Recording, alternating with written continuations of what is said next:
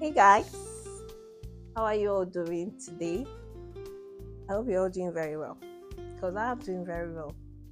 Okay, so without further ado, I'm going to be sharing a few things I didn't know at the ripe young age of 22 when I got married that nobody told me about. Now, this was me. I was 22 years old here when I got married. Such a young age, if you ask me. But I struggled. I'm not even going to sugarcoat this. I struggled because I got married with very little or no experience. I didn't have much prep talk before going into marriage. So I'm going to be sharing a few of my struggles, a few of my challenges, and how I was able to overcome them during the past 7 years of my marriage. You might want to sit down for this one because I'm going to sit down. The matter long. Okay, so now I'm ready. Marriage is a beautiful thing, and God has blessed me with the most amazing man. But when we began this journey, it wasn't this amazing, it wasn't this sweet. There are a lot of young girls like myself out there getting married, falling in love, which is a beautiful thing. There are some untold truths, right? There are some untold realities that you see in marriage, and you begin to question yourself, you begin to question God, you begin to question your partner. See, there was a point in my marriage. Let me tell you guys this one. There was a point in my marriage. Honestly, I was beginning to question my husband's love for me. I was beginning to ask myself, should I the same man when I marry be this? I got married when I was in my final year in the university. I was 2017. 2017, because I wedded 1st of April of 2017. Yeah, so I was in my final year. I was 22 years old at the time. Now, I entered into marriage with a very open mind. Yeah, but then as a young girl, I was struggling with so much. The first or the top on that list was anger management. I had terrible anger issues. I still have, but there is a difference with where I am right now and where I was many years back, right? God has been helping me, God has been faithful. But many years ago, my temperament was so bad that one of my friends had to tell me sometime in the university, like, Chamaka, if you keep up with this kind of temperament, you're going to lose friends. It was that bad. Like my friend, one of my very close friends, I'm not going to call her name. One of my very close friends told me this in university. It was that bad. I struggled with anger management, so much so that it affected my relationship with my husband during the first few years of our marriage. And then there was also communication problem. I wasn't a very good communicator. You guys, let me tell you, see, God has brought me so far in this life because left to me, humanly speaking, on my own, I almost ruined my marriage with my own hands on so many occasions, on so many counts. It was that terrible. I entered my marriage with a very open mind, but because I was struggling with so much anger management, my temperament, not being very good with communication. I wasn't a very good communicator. It took my husband and I so many years to learn communication. We didn't communicate so much. Even before we got married, my husband and I dated for, we met 2015, we wedded 2017. So it wasn't even up to 2 years. If I'm to calculate it, it wasn't even up to 2 years, right? We talked though, but because of the distance, it was kind of like a long distance relationship because I was in school at the time and he lived in another state, another city. So we only saw ourselves, once either I go over or he comes. In the early years of our marriage, yeah, it was tough. I struggled. We both struggled. We struggled so much, right? Communication was a very big problem for us. It was hard for me to communicate my thought process, all that was going on in my head. I just thank God for everything, because who would have thought that we'll be here after 7 years? Marriage is beautiful, but it takes so many years of work. If you're not ready to work, please don't get married. Marriage will humble you. Marriage will shake you to the last fiber of your being. Marriage will test your patience. Marriage will test you in more ways than one, really. So I struggled with anger. It was so terrible. Most times my husband will maybe do something and I won't even be willing to open up and tell him this is what you did. In my mind, I would always think he did this. He should come and tell me sorry. And in his own mind, you see the thing with men, most times he would do something, you wouldn't even know that he did it. It's me that will be carrying it on I'll be nursing it in my heart. I'll be like, he must tell me sorry. He must apologize to me. And the man's mind, everything is okay. He didn't even see it as a big deal. And then I'll keep nursing that. And because I wasn't so very good at communication, I would hold it against him. I would keep nursing the wound in my heart. I would keep, it was so burdensome. It was such a burden to me. At some point, I couldn't carry it anymore. I couldn't handle the whole thing. It was even telling on me. The thing is, the internet looks very glamorous when it comes to marriage. The aesthetics online, the aesthetics on social media will make you think like marriage is everybody's marriage is so perfect. They don't argue, they don't fight, they don't shout, they don't disagree. Maybe there are people that it works for them very well, but then I've come to realize that, you see, in this life, everybody is just struggling to survive. Everybody is just trying their best in their own little corner to make theirs look perfect, to make theirs look beautiful. That's why in this world, I would never envy anybody's marriage. I would never envy anybody's life. You know why? You don't even know what that person is going through behind closed doors. Everybody presents their best selves online. Is that not true? Nobody wants to come online and show you guys the bad and ugly side of their life. No, everybody wants to look happy, and it's a beautiful thing, right? Because nobody wants to see anybody's bullshit. Everybody comes online, you post your best self, post your best moments, and it's beautiful. I'm so grateful to God that I am where I am, because the girl I was 7 years ago is not who I am right now. I've had to unlearn a lot of stupid habits. I've had to do away with a lot of narratives, a lot of a school of thoughts in my head, right? I've had to learn communication. I wasn't. In fact, right from way back, I've not always been a very good communicator. I would always hold things in my heart. I would rather hold things in my heart. Excuse me. I would rather hold things in my heart than unboarding it or share with another person. Honestly, and that's a very bad habit. Very, very bad. So I've learned over the years to communicate feelings, communicate emotions, communicate thoughts. It goes a long way in defining things. It goes a long way in shaping thoughts, in shaping narratives. We live in such a time right now that social media is the in thing right now, right? You come online, a lot of things going, you see a lot of beautiful marriages. Marriage is beautiful. I'm not disputing that fact. Marriage is beautiful, but you must put in the work, because human beings are imperfect. Nobody is perfect in this world. I am not perfect. My husband is not perfect. So it takes two imperfect human beings to actually make a decision to make their marriage work, right? And I'm so grateful to God for the kind of man that my husband is.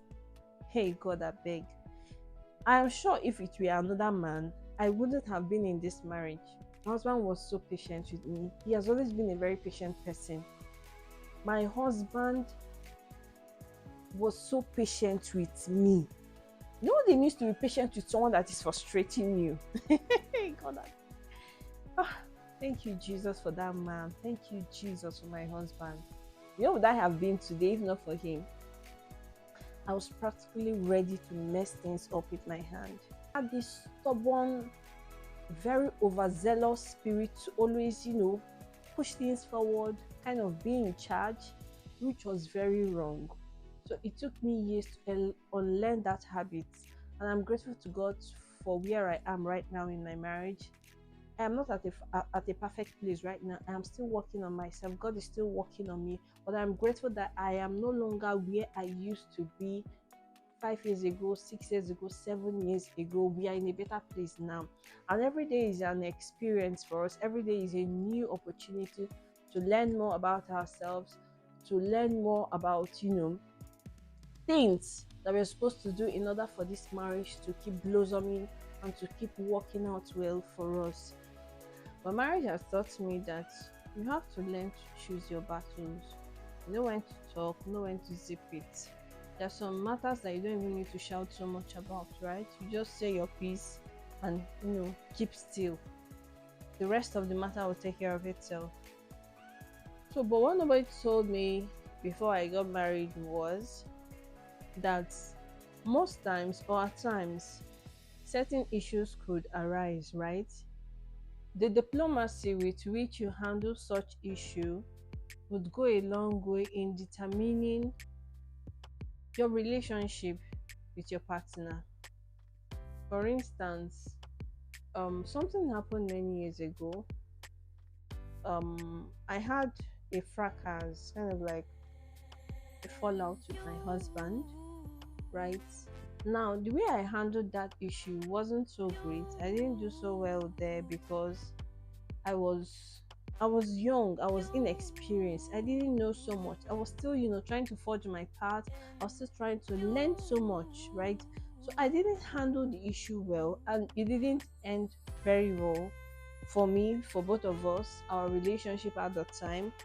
But over time, I've come to realize that with age, in marriage, as you advance in age, it comes with so much clarity, right?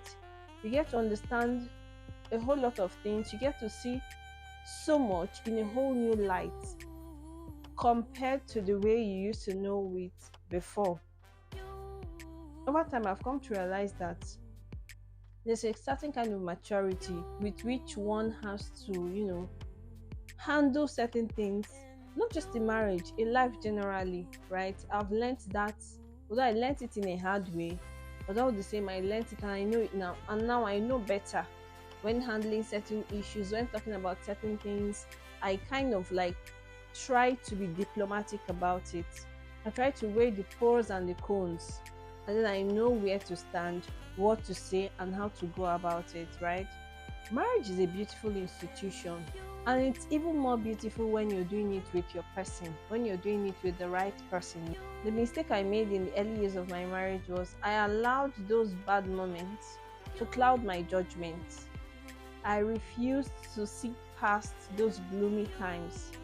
I would always concentrate on the bad parts. I would always concentrate on those parts that weren't giving me joy, and it kind of like eluded me.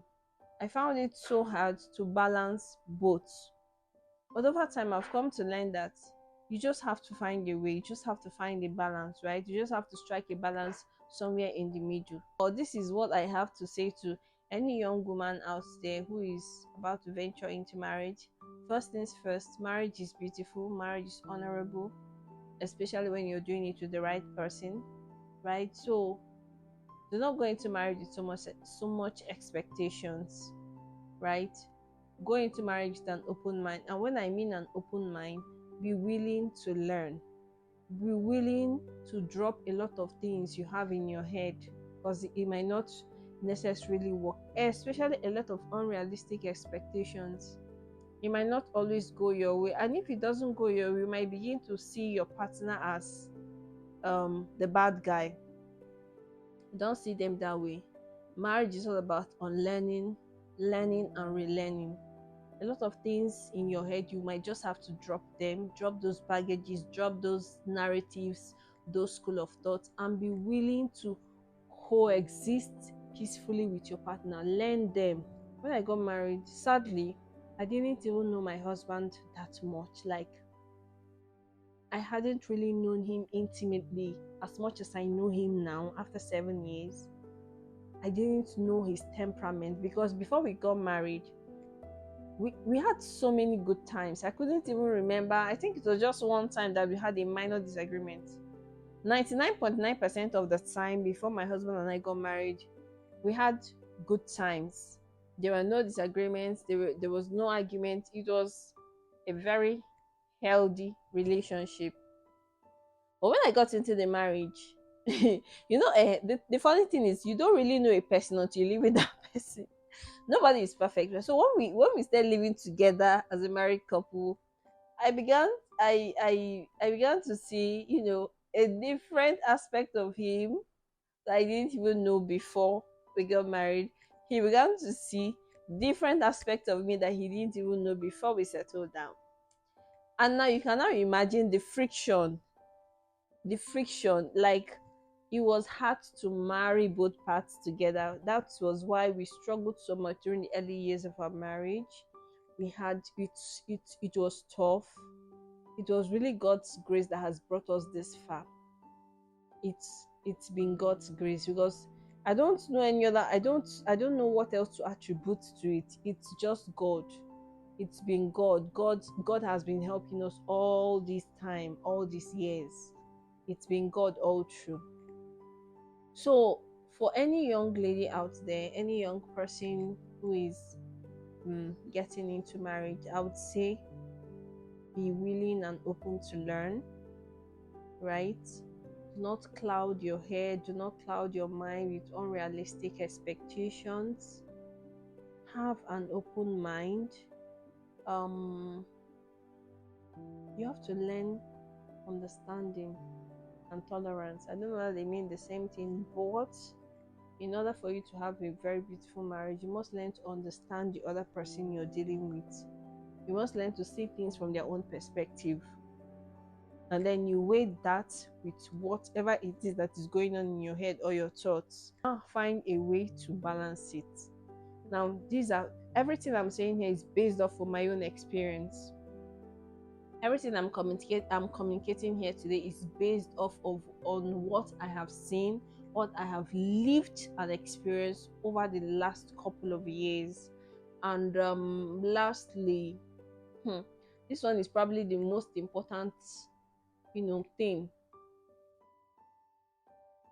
Have God in the center of your marriage. And needless to say, this part was unarguably, or is unarguably, the most important thing that has helped me this far. It got to a point in my marriage, I was so frustrated with the way things were going. I felt as though my husband didn't love me again. I broke down in tears one night. I was crying. Because I know, before I got married,